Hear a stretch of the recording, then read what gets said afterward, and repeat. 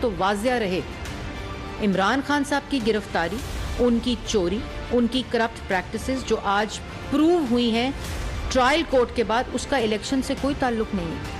उसको इसके साथ जोड़ने की जरूरत नहीं है। पीपुल्स पार्टी चाहती है भले हर शख्स को इलेक्शन लड़ने का मौका दिया जाए, उसके बाद फैसला आवाम ने करना है कि किसे जीतना है किसे नहीं जीतना।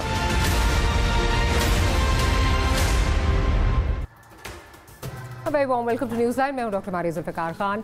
तोशाखाना केस में चेयरमैन पीटीआई को 3 साल सजा और 1 लाख रुपए जुर्माने की सजा सुना दी गई है और उनको लाहौर से गिरफ्तार करके अटक जेल मुंतकिल किया गया है।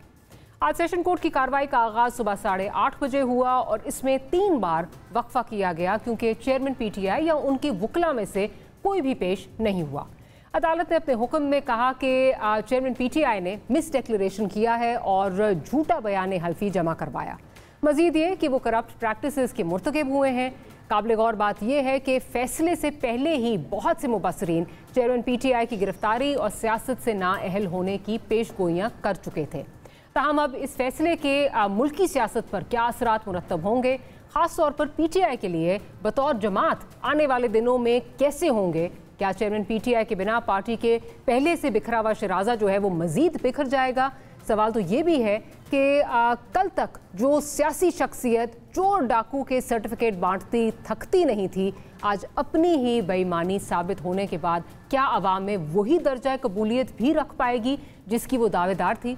बिलावल भुट्टो ने इस फैसले को मकफाते अमल कहा है, इस पर भी जो है वो बात होगी। और साथ ही साथ आज मुश्तरका मफादात काउंसिल ने डिजिटल मरदमशुमारी की मंजूरी दे दी है। इस मंजूरी के बाद आइंदा आम इंतखाबात में ताख़ीर हो सकती है। इस मामले पर भी बात करेंगे कि होने क्या जा रहा है। आज हमारे स्टूडियोज़ में वेरी स्पेशल गेस्ट सना भुट्टा साहिबा हमें जो है, आप इनको वैसे तो हमें कराची से और मुल्तान से ज्वाइन करती रहती हैं, आज स्टूडियोज़ में हमारे साथ मौजूद हैं। साथ ही साथ हसन रज़ा पाशा साहब हमें ज्वाइन करेंगे और कुछ ही देर में बैरिस्टर शुएब रज़ाक साहब भी हमारे साथ जो हैं वो मौजूद होंगे। तो गुफ्तगू का आगाज़ करती हूँ, मैं ज़रा बैरिस्टर साहब की तरफ चलती हूँ। ये बताइए कि आज का जो फैसला है, ये चेयरमैन पीटीआई आपको लगता है कि अगले इलेक्शन में जो हैं ये माइनस हो जाएंगे?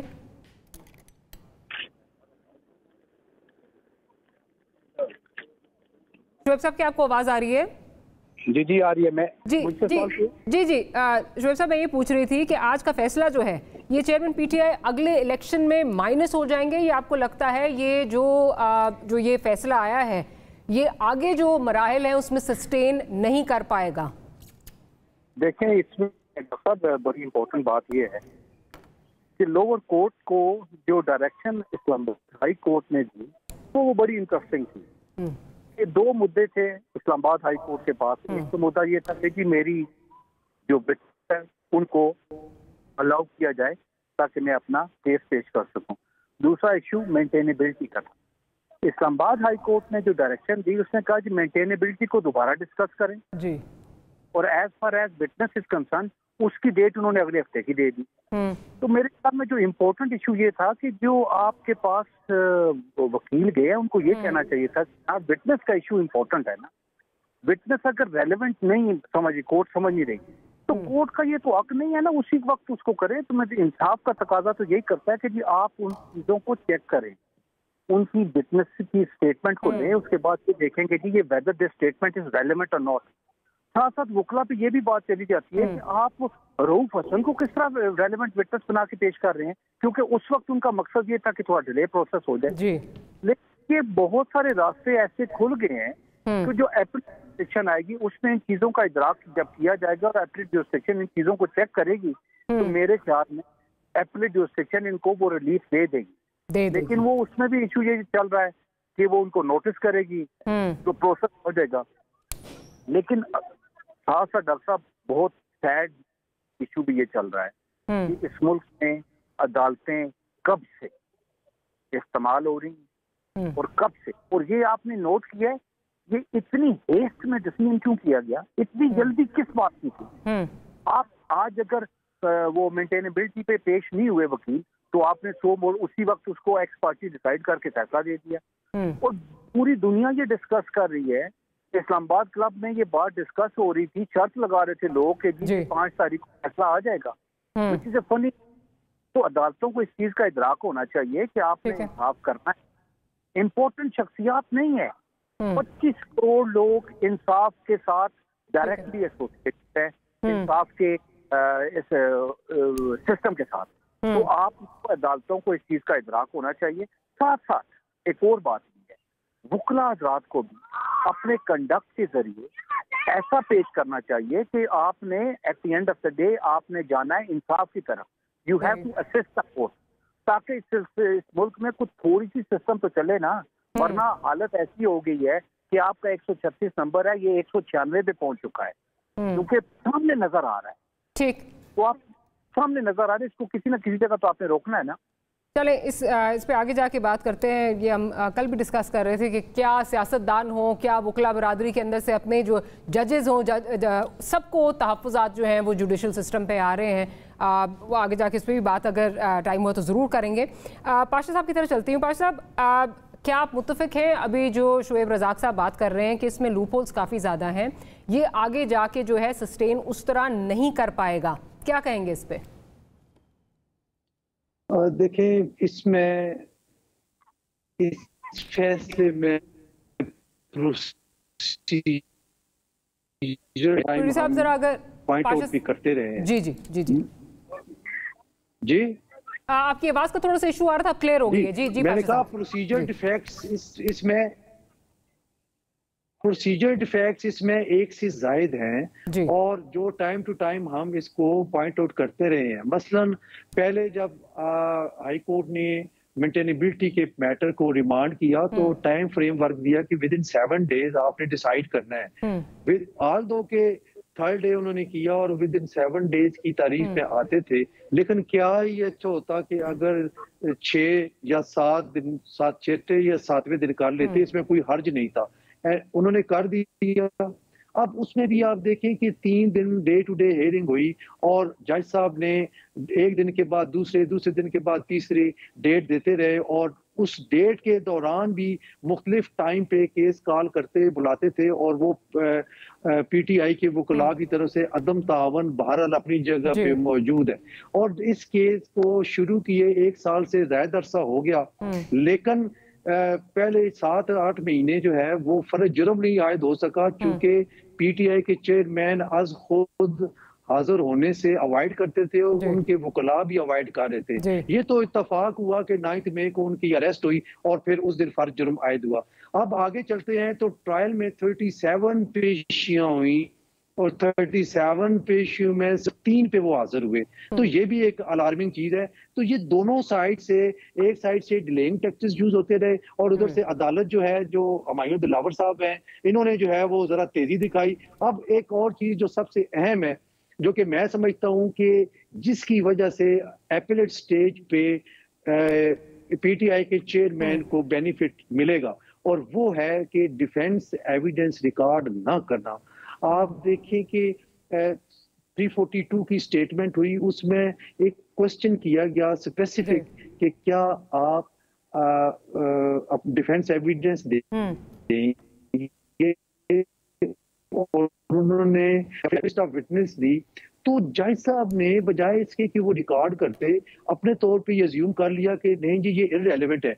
तो ये बेहतर था कि अगर जजमेंट में वो रिकॉर्ड हुआ होता उनकी स्टेटमेंट, तो जजमेंट में ये कह देते जी ये इररिलेवेंट है। तो ये चीज, चूंकि ये डिफेक्ट पाशा साहब कथा कलामी की माफी, इसमें आप ही की फ्रेटर्निटी जो है, ये इसमें 2 किस्म की तौजीहात। एक तो जो आप कह रहे हैं आर्टिकल 10 के जुमरे में, वो ये कह रहे हैं कि बिल्कुल ये नहीं करना चाहिए था, सारे जो ड्यू प्रोसेस है उसको फॉलो करना चाहिए था। लेकिन साथ साथ ये भी कहा जा रहा है कि दूसरी साइड पे ताखीरी हरबे जिस तरह अपनाए जा रहे थे, जिन लोगों के नाम दिए जा रहे थे, वो सिर्फ ये लग रहा था कि सिर्फ डिले करने के लिए जो है वो चीज़ें की जा रही हैं। तो दोनों तरफ से जो है वो तौजीहात जो है वो पेश की जा रही हैं। जी, मैं यही अर्ज कर रहा हूँ कि एक साइड से डिलेइंग टैक्टिक्स यूज हो रही थी, दूसरी साइड पे उजलत।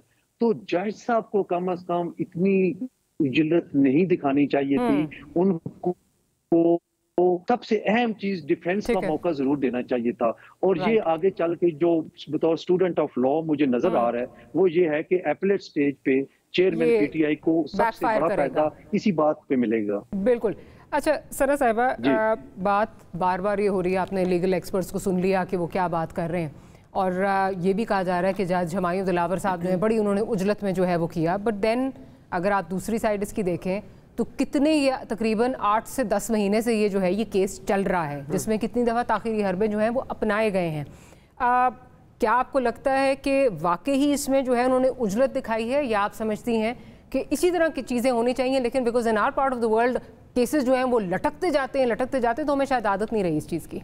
जस्टिस हुमायूं दिलावर साहब को छुट्टी पे जाना है, 5 तारीख उनका लास्ट वर्किंग डे था, तो मेरा ख्याल है ये उजरत उस वजह से भी हो सकती है। दूसरा, आई थिंक उनको एंटेगनाइज भी बहुत किया गया है। जो गौहर साहब ने जिस तरह के एविडेंस पेश किया, उनके फेसबुक की पोस्ट आके, और जिस तरह से गुफ्तगू रही, जिस तरह के ज़ाहिर अलकाबात से एक दूसरे को नवाजते रहे हुमायूं दिलावर साहब के हवाले से, उन्होंने एक केस में आप 8 दरख्वास्तें आपकी समात में हैं। आपने इस्लामाबाद हाई कोर्ट में 8 समातें जमा, 8 आपकी दरख्वास्तें हैं जो के काबिल समात है कि नहीं, आया सुप्रीम में भी, और वो पिंग पोंग बॉल की तरह चल रहा था। सेशन कोर्ट से इस्लामाबाद हाई कोर्ट से सेशन कोर्ट, फिर आ गया जी बीच में सुप्रीम कोर्ट, तो 3 दफ़ा सुप्रीम कोर्ट को भी रुजू फरमाया, तो इनको इनका मंजूर नज़र फैसला नहीं मिला। देखिए, बुनियादी बात मारिया बस इतनी सी है कि एक घड़ी का मामला है, इसमें और भी चीज़ें हैं, लेकिन एक घड़ी जो मेन फोकस बनी हुई है, वो घड़ी उमर फारूक के साहब के पास है। वो दुबई में थे, दुबई में परचेज हुई। मैं ये जानना चाहती हूँ कि ये घड़ी यहाँ से दुबई कैसे गई, और दुबई में अगर कैश रकम वसूल हुई तो वह वापस कैसे आई? क्या ये पार्ट एंड पार्सल, जो इस पे और भी लोग हैं जो कि मेरा ख्याल है उनकी निशानदेही होना बाकी है, इनकी अहलिया समेत, जुल्फी बुखारी समेत, जिन्होंने वो पैसे जमा कराए फिर बैंक अल-फलाह में, तो कहने का मकसद ये ओनर्स उन पर था, he had to prove that he was not guilty. उनके पास ये मौका था, उनके वकला के पास ये मौका था, वो ले आते जिसको उन्होंने घड़ी बेची थी, वो रसीद जिससे ली वो भी मुकर गया, जिसने, वो कह रहे हैं जी सारा कुछ फैब्रिकेटेड है। उनके जो वकील हैं आज वो एक शो में फरमा रहे थे कि सब कुछ फैब्रिकेटेड है, जो एविडेंस है वो फैब्रिकेटेड है। तो आपने ये कहाँ पे उठाया? आपने 342 का जब बयान आप कलमबंद करवा रहे थे तो आप ये कहते थे कि मेरे तो गवाहान को भी नहीं पेश किया जा रहा। अब गवाहान में इनके अपने स्पोक्स पर्सन है, उनका क्या लेना देना था तोशा खाना से? वो तो उस वक्त है भी नहीं, और वो इस पोजीशन में भी नहीं थे। दूसरा ये कि अकाउंटेंट आके क्या कह देगा? तो इसलिए अगर उनको बाज़ाब्ता तौर पर अपने आप को नॉट गिल्टी साबित करना है तो बात सिर्फ इतनी सी थी कि उसके एक्चुअल ओनर को ले आते कि मैंने इसको घड़ी दी थी, इसने मुझे इतने पैसे दिए थे। दूसरी बात ये कि जो कानून बनाया गया वो पैसे जमा कराने के बाद बनाया गया, तो ये बहुत ज़्यादा मेरा ख्याल है एक गैर शरई, गैर कानूनी और गैर फितरी बात थी। मेरा ख्याल है इस पर तो बहुत सारे सवाल उठ सकते हैं, लेकिन मुझे सिर्फ इस चीज़ का ये अफसोस है कि इस मुल्क में हमने एक रवायत रखती है कि फैसला होने से कबल जो डीजी इस्लामाबाद होते हैं वो भी पहुंच जाते हैं, कोर्ट से अभी ऑर्डर नहीं आता तो पुलिस भी आ जाती है। और ये अच्छी बात है कि कम से कम आज उन्होंने कोई रेजिस्टेंस नहीं दिखाई। खान साहब को उन्होंने ट्रैक सूट में गिरफ्तार किया, बड़े तरीके से गए, आपस में सूफीज़म पे बात करते रहे जो SSP थे। ये तमाम तर चीज़ें हुई। He was in good spirits, he was confident, he Lahore airport लेके गए, उनका इरादा यह था कि इस्लामाबाद बाय एयर लेके जाएंगे, फिर बाय एयर नहीं लेके गए, फिर बाय कार लेके गए। जो भी वजूहत थी, मुझसे पूछा आपको ज़रूरत का सामान चाहिए, उन्होंने कहा जी मेरा वो छोटा सा एक बैग पैक हुआ है। तो he was prepared, he was very prepared. और ये बुशरा बीबी ने उनको रोकने की कोशिश किया, जो भी की वो, मगर ये जो झूठ गढ़ा जा रहा है कि वो गए और कारकुनान को मारा और उसके बाद वो नौकरों को पकड़ लिया और नौकरों को साइड पे कर दिया, ये जो PTI का ऑफिशियल बयान है, मेरा ख्याल है उससे थोड़ा सा इज्तनाब करना चाहिए, बिकॉज चीज़ें बहुत दुरुस्त सिप में गई हैं। आज कोई रेंजर्स ने कार्रवाई नहीं की, कोई जुडिशियल मैजिस्ट्रेट के दफ्तर में नहीं थे, कोई कोर्ट में नहीं थे, कहीं पे जमानत नहीं ले रहे थे। तो मेरा ख्याल है जो इसके प्रोज और कॉन्स हैं वो हमें देखने चाहिए, लेकिन जाहिर है उनको अपील का हक होगा। अभी अटक जेल में वो हैं, उसके बाद देखते हैं इनके वकला क्या करते हैं। ऐसे लग रहा है कि कुछ कार्रवाई तो होगी, जाहिर है, और उनको होनी भी चाहिए। He is allowed a defence, but ये मामला अभी बहुत कॉम्प्लिकेटेड है। अभी सिर्फ इसका एक एस्पेक्ट आपके तोशाखाना रेफरेंस केस में जो इलेक्शन कमीशन का था ये है। अभी तो आप में इसमें और जो लोग इन्वॉल्व हैं, जो आपने जो एग्जिट स्ट्रैटेजी होती है, जो आपकी कस्टम्स एक्ट होता है, आपने उसकी भी नाफरमानी की है। आपने कैसे आप घड़ी लेके गए, प्राइवेट जेट में घड़ी गई, प्राइवेट जेट में पैसे आए, प्राइवेटली पैसे जमा करा दिए गए, आप कहेंगे जी मैंने सब कुछ लीगली किया है। तो these are questions that need an answer and they are wrong. ये तो उस पर कोई दो राय हो नहीं सकती। बिल्कुल, ये तो बिल्कुल ऐसे सवाल हैं जिनके वाकई जवाब जो हैं वो चाहिए और देने भी चाहिए, जिस पे ये अभी सही तरफ सना जो है निशानदेही कर रही हैं कि अगेन जिन 4 लोगों को तफ्तीश में जो है वो शामिल करने का गवाहान का जो है कहा जा रहा था, उसमें से कोई ऐसा नहीं था जिसका घड़ी से बराह रास्त कोई ताल्लुक हो। जिस तरह बात की जाती इसको बेचा था वो बीच में हो, या जुल्फी बुखारी साहब या जिनके पास इस वक्त घड़ी मौजूद है वो साहब जो हैं वो अगर विटनेसेस में शामिल होते तो कुछ चीज़ें लगता कि शायद बाकी ताख़ीरी हरबे नहीं अपनाए जा रहे। अच्छा, अब बहुत सारे सीनियर जो वकला हैं वो ये बात कर रहे हैं कि खान साहब को जो है वो बेल जल्द मिलती नज़र आ रही है। इस पे हमारे जो लीगल हमारे जो एक्सपर्ट्स हैं उनका क्या ओपिनियन है उस पर बात करेंगे, लेकिन एक छोटी सी ब्रेक लेनी है। ब्रेक से हाजिर होते हैं तो गुफ्तगू को यहीं से कंटिन्यू करेंगे।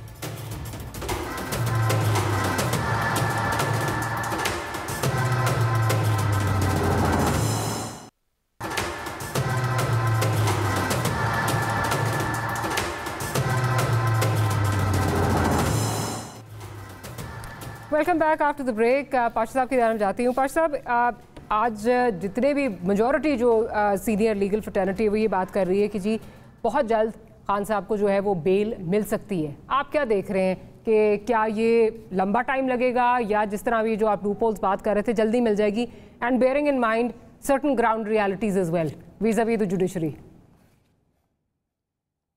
हाँ जी, बिल्कुल आपकी बात दुरुस्त है, और जो बाकी सीनियर लीगल फ्रेटर्निटी के दोस्त ये बात कर रहे हैं वो एक लिहाज से दुरुस्त कर रहे हैं। अप टू 3 year सेंटेंस को शॉर्ट सेंटेंस कहते हैं, और जहाँ पे शॉर्ट सेंटेंस हो वहाँ पे बेल ग्रांट और वो सस्पेंड की कर। लेकिन बात ये है कि एक प्रोसीजर है, ये नहीं है कि आप फाइल करेंगे और कल आपको अब इन्होंने पावर ऑफ अटॉर्नी साइन कराना होगा, फिर ये अपील फाइल करेंगे, इसके लिए भी 1 या 2 दिन लग जाएंगे, फिर नोटिस इशू होगा, नोटिस टू स्टेट, वो जाहिर है कम अज कम वीक टाइम नोटिस होता है। फिर जब वो आएगा फिर वो आके तो आर्गूमेंट्स होंगे, अपील एडमिट होगी, पहले अपील एडमिट होगी, उसके बाद फिर 4 to 6 CRPC की जो पिटीशन है जिस फॉर सस्पेंशन ऑफ सेंटेंस, उस पे आर्गूमेंट्स होंगे, और अगर कोर्ट इस कंक्लूजन पे पहुंचे कि ये केस जो है वो सस्पेंशन का बनता है तो इनको बेल ग्रांट हो जाएगी, और अगर ना समझे तो फिर बेल ग्रांट नहीं होगी। लेकिन चूंकि सजा 3 साल है तो मुझे लगता है कि ये इसको शॉर्ट सेंटेंस कंसिडर करते हुए जल्दी इनकी बेल होने का इम्कान है। ठीक, क्या बैरिस्टर शुएब साहब हमारे साथ मौजूद हैं? प्रोड्यूसर जी मौजूद जी। शुएब साहब, आप क्या देख रहे हैं? एक तो ये बेल के हवाले से, दूसरा मुझे ज़रा ये बताइए क्या अब एक और चीज़ जिस पे बात हो रही है वो ये है कि जो ये 5 साल की नाअहली है, और ये कहा जा रहा है जी ये इलेक्शन कमीशन का जो है वो प्रेरोगेटिव है, क्या ये, और ज़रा कन्फ्यूजन भी है थोड़ी सी, क्योंकि इलेक्शन कमीशन ने तो जो पहले नाअहल किया था वो टिल दिस असेंबली, जब तक इस असेंबली की मुद्दत ख़त्म नहीं होती, क्या ये अब आगे 5 साल चल रही है? ज़रा उस पर भी ज़रा क्लैरिटी थोड़ी सी दे दीजिए, ये क्या है? देखिए जी, बात ये है कि इलेक्शन कमीशन के मैंडेट को तो इन्होंने कंफर्म कर दिया ना with the latest legislation as well, तो वो चीज़ भी है। लेकिन at the end of the day election commission इसको कंटेस्ट करेगा, इलेक्शन कमीशन इसमें पार्टी भी है। तो आपको लग रहा है कि अगले जो आने वाले, मतलब आज 2023 से लेके 2028 तक आप कह रहे हैं कि नाअहल है चेयरमैन पीटीआई? बिल्कुल ऐसा ही है, बिल्कुल ऐसे ही, क्योंकि अभी तो इनकी कन्विक्शन के बाद से स्टार्ट होगी ना। कन्विक्शन के बाद से, कन्विक्शन अगर आज हुई है तो वो आज अगर हुई है तो जो टाइम है उसका वो आज स्टार्ट होगा, तो अगले इलेक्शन तक 5 साल तो बन ही जाते हैं। लेकिन जिस तरह पाशा साहब कह रहे थे, इसमें थोड़ा सा प्रोसेस टाइम तो लगेगा। वो प्रोसेस टाइम यही है कि प्रोसीजर का टाइम है ना। प्रोसीजर का टाइम क्या है कि जनाब आपने एप्लीकेशन डाली, अभी ये नहीं हो सकता कि डायरेक्टली होता रहेगा, प्रोसीजर आज टाइम लेगा कि उनकी एप्लीकेशन कहाँ चली गई, उसके बाद लोगों को नोटिस होंगे, फिर आके अपना वो मुद्दा बयान करेंगे, तो उसके बाद प्रोसेस टाइम लगेगा। पहले की तरह नहीं होगा कि जी आप सुबह पहिए नहीं लगेंगे इस दफा जी। तो अभी मैं स्टूडियो पहुंच गया हूँ जी। चलें, आपको will see you in the studio then.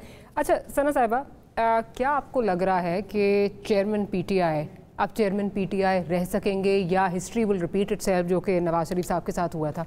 आज हम शाह महमूद साहब को भी देख रहे थे, उन्होंने भागदौड़ जो है वो संभाल ली है पार्टी की, और जाहिर है उन्होंने ये भी कहा कि बहुत बुरा हुआ सारा, लेकिन भागदौड़ उनका जो मेरा ख्याल है एक दरीना ख्वाहिश थी वो पूरी होती हुई आज नजर आ रही है। So what do you think? I think Shah Mahmood Qureshi साहब was very I think वो मेरा ख्याल है सबसे ज़्यादा शिद्दत से इंतज़ार तो उनको है कि इलेक्शन कमीशन जो है वो क्या फैसला देती है, और इलेक्शन कमीशन के ऊपर बड़ी जिम्मेदारी है. आई एम सो ग्लैड कि I am not in election commissioner shoes, because council of common interest ने भी कहा है कि जी वो डिसाइड कर देंगे कि वो हल्का बदिया कितनी दिनों में कर सकते हैं. डिसाइड कर सकते हैं, उनके कंधे मैं कह रही हूँ इतना बोझ आपने लाद दिया उन पे कि इमरान खान साहब को नाअहल भी वही करेंगे, फॉरेन फंडिंग का केस भी वही देंगे, 8 साल वो केस भी सुनेंगे, फिर वो तौहीन इलेक्शन कमीशन का भी मामला चलेगा, फिर फवाद चौधरी साहब को भी फगेव करेंगे. देखिए जिस मुल्क में इंसाफ को इंसाफ ना कहा जाए और उसको मकाफात अमल कहा जाए कि आपने जो बोया है आपने वो काटा है. मतलब आपने क्या बोया है, आपने क्या बोया है. आपको ये लगा था कि आप सियासी तौर पर मुकाबला नहीं कर सकते नून लीग का, इसलिए आपने पनामा का केस लेकर आप गए, आपको खोसा साहब ने इनवाइट किया कि आप आएँ आप करें. ये सारी चीज़ें ओवरटर्न होने जा रही हैं. इज़ दैट व्हाट मकाफात अमल इज़?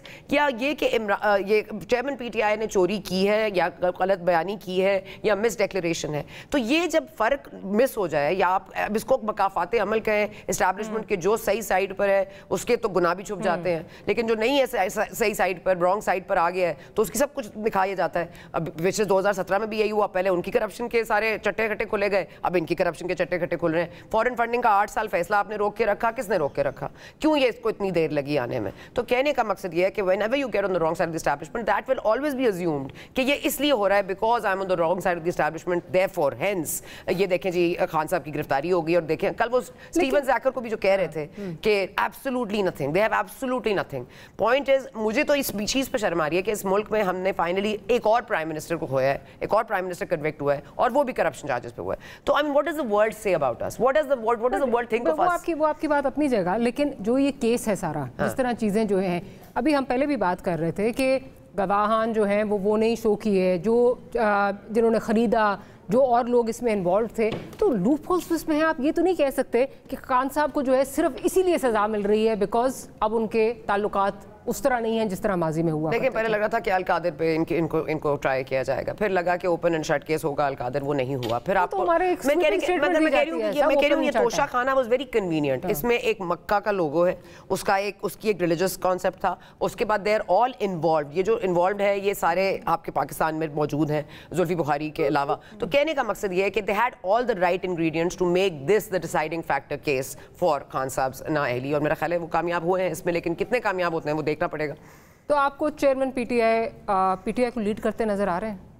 देखिए खान साहब has very few friends in his party, very very few friends. तो आई थिंक जो उनके दोस्त असल में थे वो जा चुके हैं, और जो हैं वो अपॉर्चुनिस्ट बैठे हुए हैं. और अली मोहम्मद खान पे बहुत इन्वेस्टमेंट हो रही है, वो भी आपको नजर आएंगे. ये जो उनको एक हीरो का स्टेटस मिल गया है गिरफ्तारियों के बाद, वो भी आपको एक्शन में नजर आएंगे. मुस्तफा नवाज खोकर आपको एक्शन में नजर आएंगे. फैसल वावडा साहब अगर ये 2 नाम ले लें तो आप समझ लें कि क्या होने जा रहा है. तो यू नो इनके हाथ में, they not the only option, जैसे कहा जाता है ना, Noon League is not the only option, but at the moment it seems like that is the decision.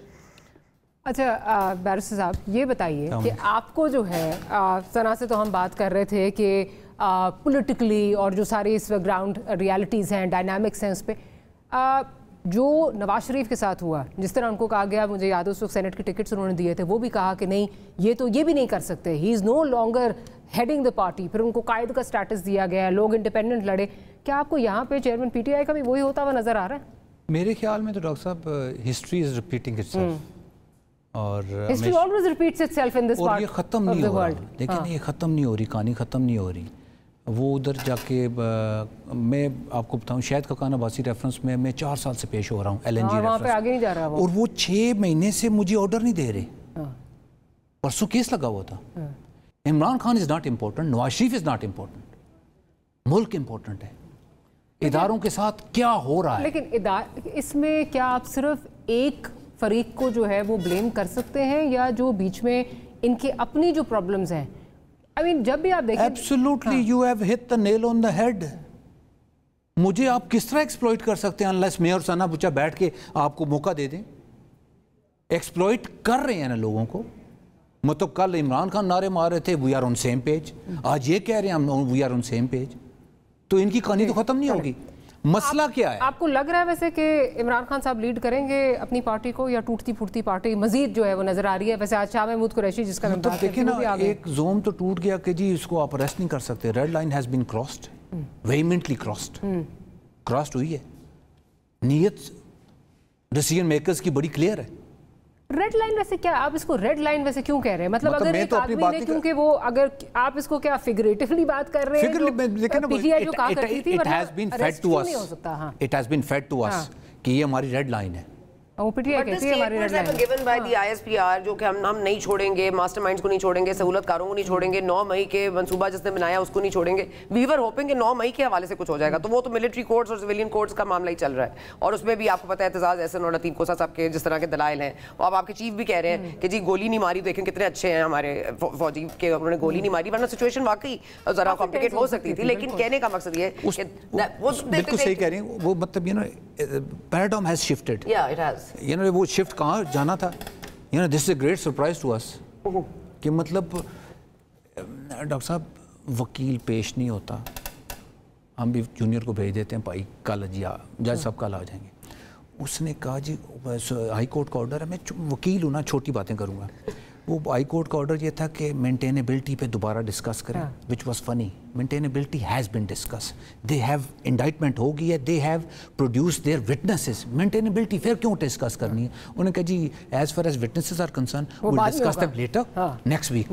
The most important maintainability दोबारा डिस्कस करें। वो वकील घंटा लेट नहीं हुए, वो पेश नहीं हुए, उनकी अपनी प्लानिंग थी कि हमने पेश नहीं होना ताकि हम जाके वहाँ रोला डालें। लेकिन वो मुंशी क्या उठा ली गए थे, वाकई मुंशी गायब कर दिए गए, मतलब ये मुंशियों का जो, तो मैं आपको मुंशीज आपके शो में मैं 2-3 वीक्स अगो काजी फैज़ ईसा साहब पे एक बंदे ने कंटेम्प्ट एप्लीकेशन डाली, ठीक है जी, वो सुप्रीम कोर्ट के बाहर से सीनियर सुप्रीम कोर्ट वकील उठा लिया गया। मैंने उसकी रेट पिटिशन डाल दी इस्लामाबाद हाई कोर्ट में, तो वो जो ही बाहर निकला तो मुझे कहता है तुसी किस तरह बच गए हो।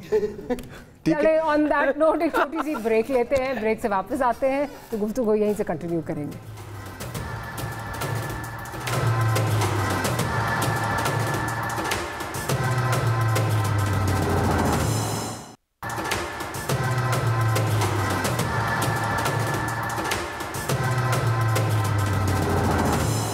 Welcome back after the break. मैं ज़रा पाशा साहब की तरफ जाऊंगी। पाशा साहब, ब्रेक से पहले जो डिस्कस हो रहा था, अब इसमें जो इस वक्त अभी एक पेंडिंग केस इलेक्शन कमीशन में पड़ा हुआ है, वो जो इंट्रा पार्टी इलेक्शंस हैं उसके हवाले से है। अगेन वो भी इसी से जो है वो एक तरह से कहीं ना कहीं जॉइंट जो है नज़र आ रहा है। जो सवाल हम कर रहे थे कि क्या चेयरमैन पीटीआई आपको चेयरमैन पीटीआई रहते हुए नज़र आ रहे हैं, या पीटीआई प्री 9th में जो पोजीशन थी उस पर आपको लगता है कि कायम रहेगी? देखिए, जो मैं जिसके तहत जो किसी भी सजा की सूरत में नायली जो है वो 5 साल के लिए मुकर्रर की है, बेनिफिशियरी हैं वो चेयरमैन पीटीआई हैं। ये तो आप देखें कि ये क्रेडिट इस हुकूमत को जाता है कि इन्होंने किस तरह फैसिलिटेट किया है, क्योंकि वो ये देख चुके थे कि लाइफ टाइम नायली जो नवाज शरीफ साहब की हुई है उसके क्या कॉन्सिक्वेंसेस थे। लेकिन इन्होंने ये अमेंडमेंट करके मैं समझता हूँ कि इनके ऊपर एक एहसान किया है। तो लामहला तौर पे अभी जो नायली होनी है वो 5 इयर्स के लिए, और 5 इयर्स काउंट होंगे।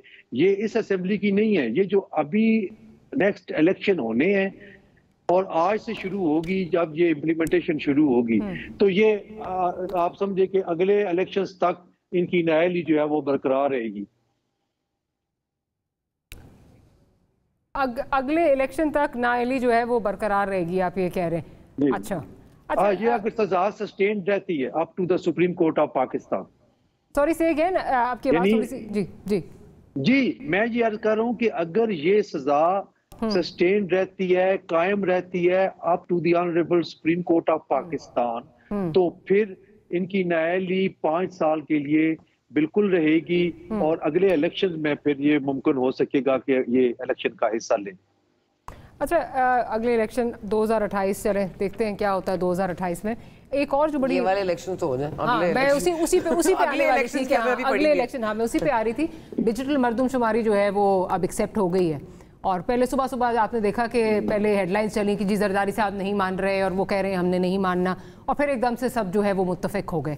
तो क्या ये बंदर बांट वैसे आपको लगता है कोई हुई है या वाकई वैसी स्मूथ सेलिंग जो है वो? देखिए मैं ये समझती हूँ मारिया कि when you decided the destination तो फिर the road leads you to the, आपको मंजिल तक पहुंचा देती है, और वो रास्ता जो है ना वो डिसाइड हो चुका है, वो जुडिशरी से जाता है। ठीक है, आपने अब फैसला आ गया, अब आया कि स्क्रिप्ट कितनी रिपीट होगी, प्लेटलेट्स गिरेंगी, फिर क्या वो लंदन चले जाएंगे, क्या वो होगा कि फिर वो वापस कैसे आएंगे, ये सिर्फ इसलिए किया गया है। आज कायरा साहब बैठ के कह रहे थे एक प्रोग्राम में कि ऐसा क्या हो जाएगा अगर 2 महीने एक्सटेंड भी हो गया मामला या कोई टाइम पीरियड एक्सटेंड हो गया तो क्या हो जाएगा। तो कोई बात हर्ज नहीं है, आप 2 महीने की जगह आप मार्च में ले जाएं, मार्च में आपके सेनेट इंतखाबात हैं, आपने सारी पोजीशंस खाली छोड़नी है या आपने कोई फेल करनी है। तो ये जो आइन के साथ मजाक हो रहा है, जो कहते हैं हमारे साथ बड़ा मजाक हुआ है, तो आइन के साथ जो मजाक हो रहा है, you can not come back to 2017। जो वक्त गुजर गया वो गुजर गया। अब नवाज शरीफ साहब को अगर 2017 में वापस जाना है तो he needs a time machine, जो हमारे पास तो है नहीं। लेकिन अगर उनको फैसिलिटेट करने के लिए हमने सब चीजें उनके मुताबिक सेट करनी है, जैसे कि हमने सब चीजें उनके मुताबिक सेट की थी जब खान साहब को लाना था, तो उसी तरह अगर हमने करना है तो then we are all tools in the game. तो हमारा तो फिर हम प्यादे हैं, मेयरली प्यादे हैं, तो जो घोड़े हैं वो घोड़े होंगे और जो चेकमेट करेंगे वो चेकमेट कर देंगे। लेकिन ये जो चेस का गेम है ना, it can't be pre meditated and can not be pre decided. मसला ये है कि हर मूव अगर डिसाइड हुई हुई है तो फिर there is no winning in this game. अच्छा, जो अभी बात हो रही है मार्च की, जो सना बात कर रही हैं, अगेन 6 महीने का टाइम जो है वो ये भी कहा जा रहा है कि नवाज शरीफ साहब 6 महीने में वापस आ सकते हैं। टाइम मशीन तो नहीं है, 2017 में तो जा नहीं सकते, लेकिन आके पलड़े जो हैं वो उनको इक्वलाइज करने का जो है यही तरीका है कि जी वापस आएँ, इधर से इमरान खान साहब की जो है वो नाअहली अगले 5 साल के लिए हो, ये वापस आ जाएं, ही दोबारा अपना जो है वो विंडिकेट हो जाए और अपने अमली सियासत में वापस आ जाए। आपको क्या लग रहा है? मुझे तो ये लग रहा है, देखें ना, ये सुप्रीम कोर्ट के ऑर्डर की वायलेशन हो चुकी है। इलेक्शन नहीं हुए, ना पंजाब में हुए ना KPK में हुए। ये वाले इलेक्शन आज आपने ऑफिशियली पोस्टपोन कर दिए। किसी को समझ आए या कोई माने या ना माने, ऑफिशियली पोस्टपोन हो गए हैं। आगे इलेक्शन कब हो रहे हैं, मार्च में हो रहे हैं या 2026 के मार्च में हो रहे हैं, it doesn't matter any more. देखिए ना, damage has been done because it's already been decided before our votes are cast कि किसने बनना है। Exactly. अगर आप लोगों ने डिसीजन ले लिया तो फिर क्या आपने तकल्लुफ करना है? फिर हमें तकल्लुफ क्या करना है? फिर तकल्लुफ इलेक्शन नहीं इमरान खान को आप इलेक्शन से दूर कर चुके हैं, ठीक है, तो इमरान खान के बगैर तो इलेक्शन वैसे भी रोला होगा, ठीक है। तो अभी election is not a solution. अभी सोल्यूशन क्या है? $24 बिलियन आपने लोगों का देना है। ये इररेलेवेंट कन्वर्सेशन हम कर रहे हैं। अगर हमने सर्वाइव करना है as a country, as a state, तो आपने वो उस काम पे तवज्जो देनी है। अभी आपने जो करना था कर लिया। Election is not a solution eight the moment. नहीं, लेकिन वही कल परसों जब पेट्रोल की प्राइसेस बढ़ी हैं तो लगता नहीं है कि ये हुकूमत जो है ये बाकी जाने वाली आउट गोइंग हुकूमत है। वही आप वाला पॉइंट जो है, किसी ना किसी फॉर्म में, चाहे वो केयर टेकर के उसमें हो या कहीं भी हो, आप नाम जो प्रपोज हो रहा है वही देख लें। हाँ, आप वही देख लें जो नाम तो ये जा नहीं रहे। कंटिन्यूटी चलेगी। वजह ये हो रही है कि वो फेस चेंज कर, 230 में चेंज आया है, हाँ, फेस चेंज कर लेंगे, कंटिन्यूटी चलेगी। I think the answer lies in fact कि BNP ने और पीपल्स पार्टी ने कोई बंदे को नॉमिनेट ही नहीं किया है, क्योंकि उन्होंने कहा गेम तो ऑलरेडी डिसाइडेड है सर, फिर क्या सी की हासिल हुई है। बात ये है, देखें ना, let's not play with it. Continuity चाहिए, ठीक है, और उस कंटिन्यूटी को लेके आगे चलना है। अगर तो आपने इस मुल्क को बचाना है ना किसी चीज़ से, तो हम इतनी बड़ी डिमांड नहीं कर रहे कि इलेक्शन करें एट द मोमेंट। आपने मेजर स्टेक होल्डर जो पार्टी है, पोलिटिकल पार्टी है जिसकी फॉलोइंग है, उसके चेयरमैन को भी आपने कर दिया है। अभी कोई उनके, देखें ना, मैं आपको आपके शो में क्या गया था कि 6-7 हज़ार बच्चे जो PTI के, मैं आई am not a PTI fan at all, 6-7 हज़ार बच्चे थे। हाई कोर्ट के जजेस हमें कह रहे थे अपने वकालतनामे छोड़ के जाओ so that we can get them out. तो अभी सिचुएशन कुछ और हो गई है। सिचुएशन ये है कि आपने मुल्क को क्राइसिस से निकालना है। स्टेबिलिटी आप जो समझ रहे थे ना, लेकिन मैं इसका भी फ़ैन नहीं था कि इलेक्शन करा देंगे तो स्टेबिलिटी आ जाएगी। अभी सिचुएशन उससे ज़्यादा आगे गंभीर होती जा रही है। आपने फैसला करना है। हम तो मैटर नहीं कर रहे, अब हम मैटर नहीं कर रहे, तो डिसीजन मेकर्स ने फैसला करना है कि इस मुल्क को किधर लेके जाना है। इंपॉर्टेंट बात यह है कि आप मुल्क को यूनाइट करें और इकोनॉमी पे तवज्जो दें, इकोनॉमी पे तवज्जो दें। और इकोनॉमी में तवज्जो तरीकाकार ये नहीं है कि हर चीज़ को आप लीड करें। लेकिन अगर जो एक्सटर्नल जो फोर्सेस हैं या जो आपके जो बाहर के ममालिक हैं वो कंफर्टेबल नहीं हैं, वो डील करने में एक ही पावर के साथ कंफर्टेबल हैं, तो क्या करें फिर? नहीं, दो बातें हैं ना, देखें ना, ये भी हमारी अपनी बात है। देखें ना, दिस इज़ इंटरनल अफेयर, हमारे पे एक्सटर्नल प्रेशर नहीं है। आपने ये बात करनी है, अगर आज अब भी बात हो नहीं, हर चीज़ के लिए, अगर आपको याद है पिछली गवर्नमेंट में भी बाजवा साहब जाते थे फिर खान साहब जाते थे, रास्ता क्लियर करके जाते थे, फिर कुछ होता था। we have given this impression now, we have continuously we have given this very impression की बात नहीं, अगर आपसे चीजें उस तरह नहीं हो रही और आपके लिए किसी को जाके राय हमवार करनी पड़ती तो क्या करें फिर? नहीं देखें ना, वजह ये हो रही है कि मैं as a prime minister Nawaz Sharif हूँ, इमरान खान हूँ या शहबाज शरीफ हूँ, if I am giving this impression कि I am not in charge, तो of course they are not going to take me as. मुझे तो सिर्फ ये बता दें ना, मैं तो एक सवाल करती हूँ रज़ाक साहब, ये बता दें कि ये नवाज शरीफ साहब ने चोरी नहीं की, मनी लॉन्ड्रिंग नहीं की, विली कम बैक, ये पूरा अकामा सारा पनामा सब झूठा था, कोई रसीदों का मसला नहीं है, और अब ये पूरी जिंदगी के लिए एक स्कार जो लग गया है जो खान साहब पे के करप्शन और तोशा खाना वाला, तो ये धुलेंगे तो नहीं दाग, तो क्या हम लोग ऐसे करप्ट हुक्मरानों के नीचे ही चलते रहेंगे या इसको भी क्लियर करने की जरूरत है? देखिए ना, वजह बात ये हो रही है कि जब ये ऑर्केस्ट्रेट कर रहे हैं इस चीज़ को कि एक के ऊपर उसको स्कार लगा रहे हैं, दूसरे पे स्कार लगा रहे हैं, तो इनको तो देखिए ना, वजह ये हो रही है कि एट द मोमेंट पहले पूरी एनर्जी लगी, पूरा सिस्टम को आपने कंट्रोल करके नवाज शरीफ की कन्विक्शन की, पूरे सिस्टम को कंट्रोल करके, सारे जजेस वर, एवरीवन वाज इन्वॉल्व, ठीक है। फिर अभी आपने वही चीज़ दोबारा रिपीट की और फिर अभी हमें ये भी यकीन दिलाने की कोशिश की जा रही है कि बार बार एक चले वो आप एक अपनी जगह, मेरा पॉइंट ये है कि क्या ये चीज़ें नहीं हुई, क्या इमरान खान साहब ने तोशा खाना की चीज़ें नहीं बेची, क्या उन्होंने जो है रेट्रोस्पेक्टिव इस कानून का इतलाक नहीं किया, या तो ये हो कि उन्होंने कुछ नहीं किया है? मैं आपको इसकी छोटी सी बात बताता हूँ डॉक्टर साहब, आप स्टार्ट हो विद एवरी पॉलिटिशियन, आपने अभी जर्नल ने डिस्कस किया, आपने ब्यूरोक्रेट्स डिस्कस नहीं किए, आपने जजेस डिस्कस नहीं किए, जितने भी सियासतदान हैं, जिसने तोशा खाना में हाथ धोए हैं ना, वो आपको एक ही आर्गूमेंट देता है, एक ही आर्गूमेंट देते हैं, it was allowed in the law. आप मैं शायद खकान अब्बासी की बड़ी इज्जत करता हूँ, उन्होंने भी उठाया। अनफॉर्चुनेटली मुझे प्रोग्राम जो है वो क्लोज करना है। पाशा साहब आपका बहुत शुक्रिया, सना साहबा आपका और शुएब रज़ाक साहब का बहुत शुक्रिया कि आपने प्रोग्राम के लिए वक्त निकाला। We'll see you tomorrow. Good night and Allah Hafiz.